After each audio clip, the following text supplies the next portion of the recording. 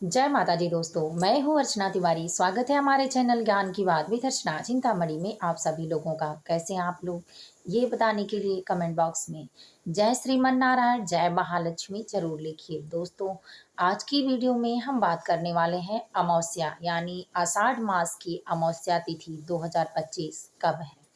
अमावस्या तिथि की शुरुआत कब से हो रही है। अमावस्या के दिन आप सुबह से शाम तक के संपूर्ण विधि में पूजा में क्या क्या करेंगे।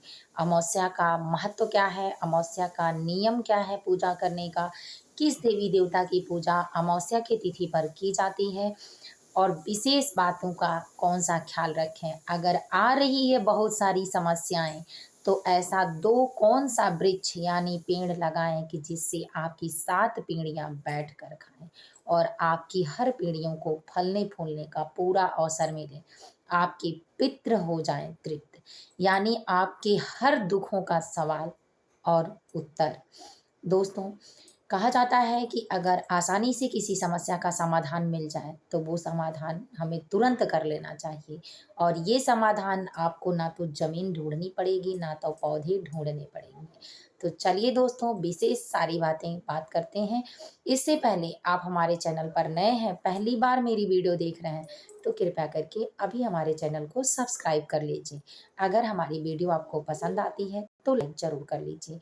आपके एक लाइक और एक सब्सक्राइब से हमारी भी हिम्मत बढ़ती है और हम भी मोटिवेट होते हैं कि आपको हमारी वीडियो पसंद आती है।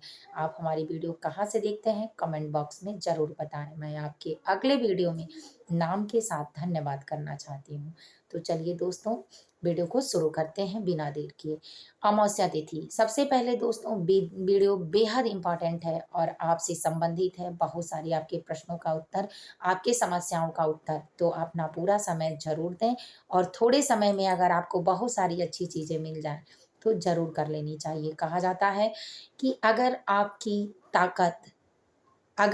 ताकत हिम्मत से छोटी होती है तो आप ज़िंदगी हार जाते हैं। लेकिन अगर आपकी हिम्मत आपकी ताकत से बड़ी होती है तो आप ज़िंदगी का हर लम्हा जीत लेते हैं। और ये जीत आपके परिवार के लिए, आपके कुल के लिए, आपके 7 पीढ़ियों के लिए और आपके लिए बहुत बड़ी होती है। तो चलिए हम यही जानते हैं कि हर चीज़ की अगर हिम्मत करते हैं तो आप कैसे जीत लेते हैं। तो दोस्तों, अमावस्या तिथि की शुरुआत, ज्येष्ठ माह के कृष्ण पक्ष की अमावस्या तिथि की शुरुआत दिन मंगलवार को यानी 24 तारीख को होगी। 24 तारीख को सुबह 7 बजे से ये तिथि की शुरुआत हो रही है, यानी अमावस्या तिथि की शुरुआत हो रही है। और 25 तारीख को शाम 4 बजकर 2 मिनट पर समाप्त हो रही है, यानी 24 को 7 बजे अमावस्या तिथि हो रही है और 25 तारीख को दिन बुधवार को ये तिथि 4 बजकर 2 मिनट पर समाप्त हो रही है। तो उदया तिथि के अनुसार व्रत हम बुधवार यानी 25 तारीख को रहेंगे। अब दोस्तों चलिए जानते हैं कि अमावस्या तिथि का महत्व क्या है।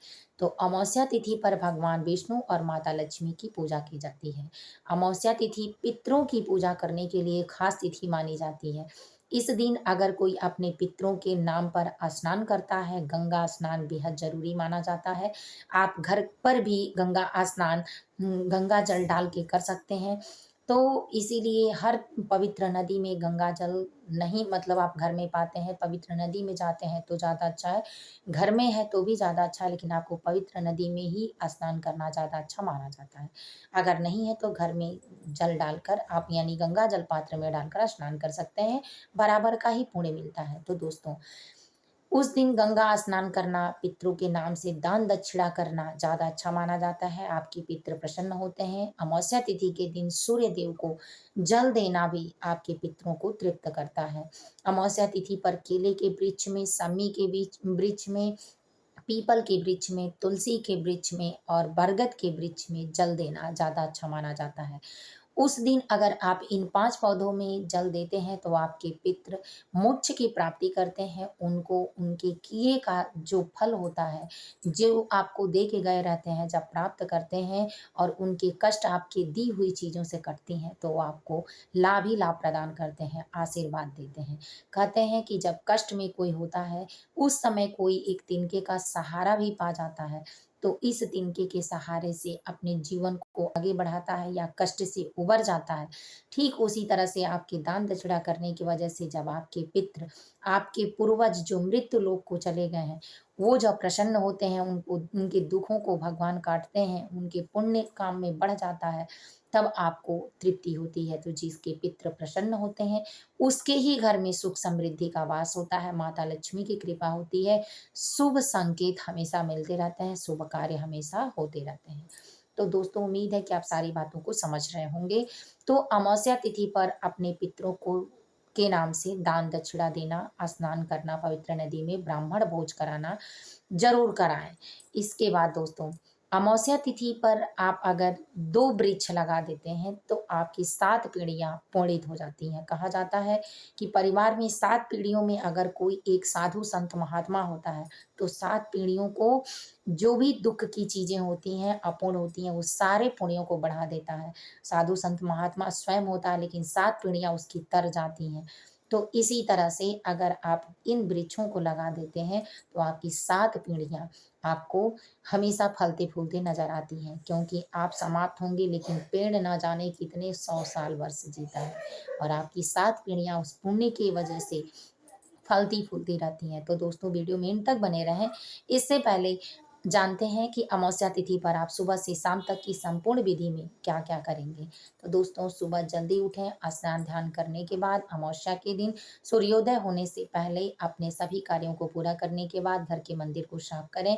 अगर आप गंगा जल स्नान करें, पवित्र नदी में जाते हैं, तो सूर्योदय से पहले जाएँ, पहले स्नान करें। इसके बाद अपने घर में माता लक्ष्मी, भगवान विष्णु की पूजा करें। मीठे में आप सेवई, खीर, हलवा, पूड़ी इत्यादि सारी चीज़ें बनाकर भगवान को भोग लगा सकते हैं और लगाना चाहिए। इस दिन माता लक्ष्मी को प्रसन्न करने के लिए माता लक्ष्मी को प्रसन्न करने के लिए आप खीर का भोग लगाएँ, भगवान विष्णु को प्रसन्न करने के लिए तुलसी की माला पहनाएँ, किशमिश का भी माला आप पहना सकते हैं। इसके बाद आप भगवान अगर हनुमान जी को प्रसन्न करना चाहते हैं, आपके इष्ट देवता हैं, तो तुलसी की माला अमावस्या तिथि पर हनुमान जी को चढ़ाकर लड्डू का भोग लगाने से आपके समस्त कष्ट कटने लगते हैं।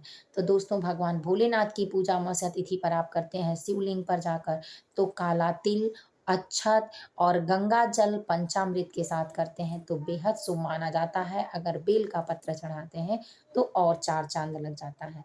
तो इस तरह से आप अपने धर्मों को बढ़ाएँ। अमावस्या तिथि पर माता लक्ष्मी, भगवान विष्णु की पूजा करें। घर की मंदिर में धूप, दीप, नैवेद्य चढ़ाकर, फल फ्रूट चढ़ाकर उनका विधिवत पूजा करके आरती करें, भोग लगाएँ। अपने घर में अगर ब्राह्मण को भोज करा पाएँ तो कराएँ, नहीं तो सीधा ज़रूर दें। विधि-विधान से भोज कराने का नियम होता है, लेकिन सभी लोग नहीं करा पाते हैं, किसी कारणवश कोई घर पे नहीं होता, कभी कोई और मजबूरी होती, तो ब्राह्मण को कोरा सीधा भी ज़रूर दे दें। दान दक्षिणा के साथ हर अमावस्या तिथि पर आप अपने पितरों को ज़रूर कुछ न कुछ दान देते रहें, जिससे आपके घर में हमेशा सुख समृद्धि बनी रहे। तो दोस्तों, अमावस्या तिथि पर आप इन 2 वृक्षों को लगाएँ। चलिए जानते हैं। सर्वप्रथम पहला वृक्ष पीपल का वृक्ष। अगर आप किसी सुनसान जगह पर, जैसे आप बहुत देखते होंगे कि गवर्नमेंट की ज़मीन है, नहर है या कहीं ऐसी जगह खाली है कि जहाँ आप अच्छे से ये काम कर पाएँ, कोई रोके-टोके ना, तो आप आराम से वहाँ जाके पीपल का वृक्ष, बारिश का मौसम चल रहा है और आषाढ़ मास की अमावस्या पर ये काम ज़रूर करना चाहिए, तो पीपल का वृक्ष लगा दें। अगर आप पे पितृ दोष है, तो निश्चित है कि आपका पितृ दोष कट जाएगा, सुख समृद्धि का वास आपके शरीर से आपके घर में ज़रूर होगा। और दूसरा, नीम का वृक्ष।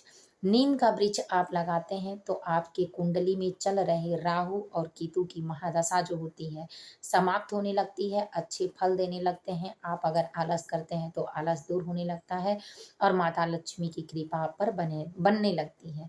अगर आप पीपल का वृक्ष लगाते हैं, तो आपके पितृ लोग प्रसन्न होते हैं और पितृ लोगों का आशीर्वाद मिलने के कारण आपके जीवन में कभी नौकरी से संबंधित बाधा, आपके जीवन में कलह क्लेश, कोर्ट कचहरी के से संबंधित बाधा, विवाह में संबंधित बाधा, आपके घर के शुभ कार्यों में बाधा, आपको घर बनवाना है तो बाधा, ये सारी बाधाएँ समाप्त हो जाती हैं। तो दोस्तों, ये रहा छोटा सा नुस्खा जिसको आप करके बारिश का मौसम है और इस मौसम में आसानी से आपको वृक्ष मिल जाते हैं। इधर उधर पड़े हुए भी वृक्ष जम जाते हैं, तो आप ये जरूर करें। और जब तक ये पौधे बड़े ना हो जाएं, आप संकल्प लें कि इन पौधों को देख रेख करके बड़े होने तक इनका सेवा करते रहेंगे। जैसे जैसे इस पौधे को आप बड़ा करेंगे, वैसे वैसे ही आपके जीवन में खुशियां बढ़ती जाएंगी।